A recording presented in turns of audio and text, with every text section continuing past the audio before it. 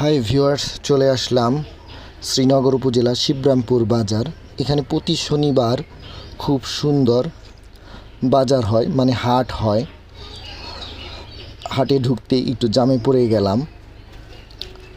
ঢুকতেই প্রথম দেখতে পেলাম বাগান বিলাস সহ বিভিন্ন ফুলের ও ফলের চারা গাছ। এরপর পশু পাখি, কবুতর, মুরগি, হাঁস সব ধরনেরই এখানে ক্রয় বিক্রয় হয়।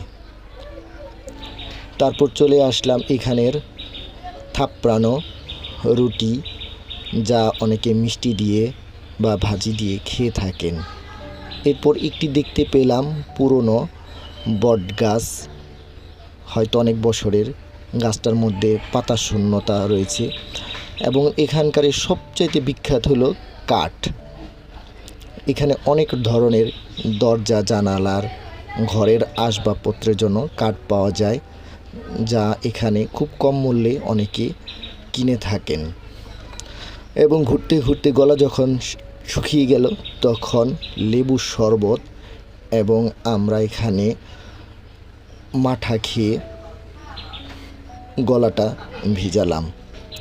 ভিডিওটি কেমন লাগলো সবাই কমেন্ট করে জানাবেন ইনশাল্লাহ। আর কারো কোনো কিছু প্রয়োজন হলে শিবরামপুর হাটে চলে আসবেন।